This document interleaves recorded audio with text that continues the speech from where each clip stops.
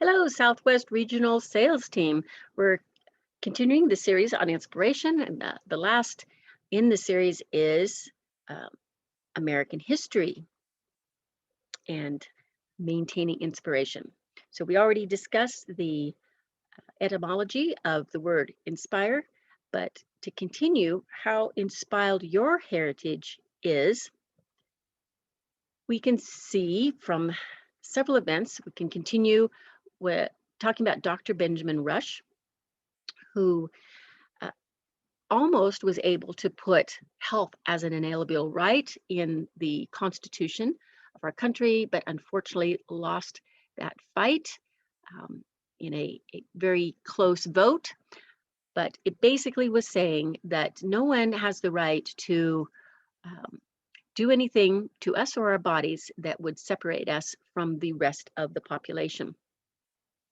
And in 1918, we already talked about Dr. Franklin's myriad of inventions. And then what we see, all of these that we have listed are all American. Now, granted, Albert was Austrian, but he moved to America. And all of these, after the 1800s, almost all of the primary inventions came from the United States. So, what made this nation so blessed, so great? Um, I put forth that it is an inspired nation, starting from the inception in 1620, the Mayflower Compact, which was a contract between this new government and God. We have a list here of amazing miracles that if had they not happened, there would not be a United States of America. First was Colonel Knox's Ticonderoga storm miracle, then the Brooklyn Heights fog miracle, and Washington's inspiration at Trenton and Princeton miracle, Saratoga surrender miracle, Valley Forge freeze miracle, 1746 Governor Shirley's fasting miracle, 1755 Washington, where he said in essence he was protected by Providence, having received 4 bullet holes in his jacket and 2 horses shot out from under him, he survived. 1774 Jefferson's fasting before Continental Congress miracle, 1781 Rising River escape from Cornwallis miracle, the revealing of Benedict Arnold miracle. And here is a quote: daily prayer, observe frequent instances of superintending providence in our favor. Benjamin Franklin.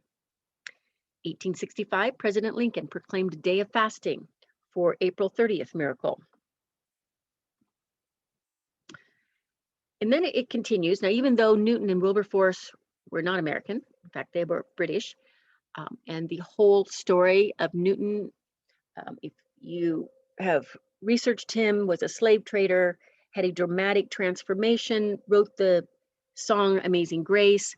Wilberforce, who fought for decades in the British Parliament to cease the slave trade, had a dramatic force in our country because this was really the impetus for fighting against slavery. After the Civil War, we had heroes such as Benjamin Bennicker, who was a freed slave. He actually was a surveyor of Washington, D.C., and wrote an almanac. Robert Gordon, who was a freed slave and a coal tycoon. There was a revival, Timothy Dwight and the Yale Revival, and many of the other Ivy League schools, Harvard, Princeton, were all started by revivals. From slave to college president, Booker T. Washington. From baseball star to national preacher, Billy Sunday. 1925, William Jennings Bryan wins the Scopes trial, which was religion versus evolution, where evolution was the primary force for racism. U.S. military for God and country, John F. Kennedy and the PT 109 miracle, Reverend Martin Luther King, I Have a Dream, in the miracle of the civil rights movement, NASA and the astronauts' prayer on the moon, and the 1970 national prayer for Apollo 13 miracle. Now, unfortunately, we haven't heard about most of these because perhaps you, like I, was a victim of public education. But in their own words, we hear, I observed the laws of nature. There are not laws without a lawgiver. Had seen neither God nor angels on this flight, but I saw his evidence. Superintending providence in our favor, protected by providence, and many, many others. So, to learn the rest of the story of how leaders prayed, challenged, and inspired this nation, and disaster was averted, you can see the book Miracles in American History by Susie Fritterer or theamericanminute.com. So we flip the script again. Impossible circumstances, insurmountable odds, achievement, breakthrough, discovery, pivotal moments that changed American history. Is it all coincidence? What about American science sales history? Well, it's not exactly what you think, but it is interesting to explore. American salespeople. This is a very interesting article written by a Harvard Business School graduate, Walter Friedman. And the title is Modern Sales Management is a Unique American Story. And the author of his book is Birth of a Salesman. And in that, this is just an excerpt. The question, who do you think was the most significant feature in history of sales? The answer, according to Mr. Friedman, is probably John H. Patterson, a National Cash Register NCR. At National Cash Register NCR, Patterson, who lived from 1844 to 1922, was a contemporary of the Henry Heinz, William Burroughs, and other founders of great sales organizations. More than any of his contemporaries, however, he strove to make an all-encompassing system of sales management. He created a global sales force that constantly sought new customers and tried to sell replacement merchandise to existing ones and strove to squash competitors. Beginning in the mid 1880s and continuing to his death, Patterson promoted scientific salesmanship. Like Frederick W. Taylor, the founder of scientific management and production, Patterson carefully analyzed business processes and tried to perfect them. He created carefully written sales scripts, drew up detailed maps of sales territories, and tested different methods of compensation. Also, like Taylor, he placed the pace of work under managerial control by demanding that salesmen meet monthly quotas. Patterson was not a likable person. He believed in the need to break men down, treat them cruelly at times, and then rebuild them as a good agent or executives of NCR. But he was influential. He was a great promoter of himself and of the idea that sales management had to be handled systematically, even scientifically. That may be how sales started, but I will tell you the reason I'm in sales is because of this person.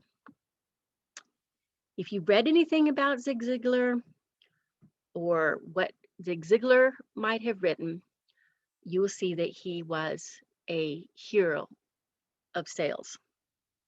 And that I did not find his quotes in the two that I admire him most for, but I have read enough of his books to know that he did say that you are to use what you sell, which is a huge concept to him. That if it's good enough for your customers, it's certainly good enough for you.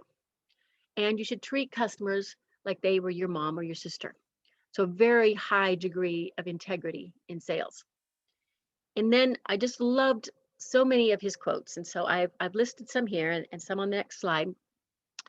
You can get everything in life you want if you just help enough other people get what they want. You don't have to be great to start, but you have to start to be great. When you focus on problems, you get more problems. When you focus on possibilities, you have more opportunities. FEAR has two meanings: forget everything and run, or face everything and rise. The choice is yours. Life is an echo. What you send out comes back. What you sow, you reap. What you give, you get. What you see in others exists in you. Never blame anyone in your life. Good people give you happiness. Bad people give you experience. Worse people give you a lesson, and best people give you memories. There will always be people in your life who treat you wrong. Be sure to thank them for making you strong. The next time you encounter a difficult obstacle or problem, you should smile and say, "Here's my chance to grow." Most of the problems in life are because of two reasons. We act without thinking, or we keep thinking without acting. Always remember that your present situation is not your final destination. The best is yet to come. The best time to do something significant is between yesterday and tomorrow. There is no elevator to success. You have to take the stairs. You can't have $1 million dream with a minimum wage work ethic. Don't let negative or toxic people rent space in your head. Raise the rent and kick them out. The foundation stones for a balanced success are honesty, character, integrity, faith, love, and loyalty. God will take care of what you go through. You take care of how you go through it. Getting knocked down in life is a given. Getting up and moving forward is a choice. If you don't plan your time, someone else will help you waste it. And here is my all-time favorite. It is your attitude more than your aptitude that will determine your altitude. And I have some great other links for more of Zig quotes. And that ends the presentation for the day. I will tell you, Zig and I had something else in common. He lived about 20 miles from where I did in Dallas, Texas, and he faithfully taught Sunday school every week at Preston Baptist Sunday school before he died in 2012. Rest in peace, Zig. The end.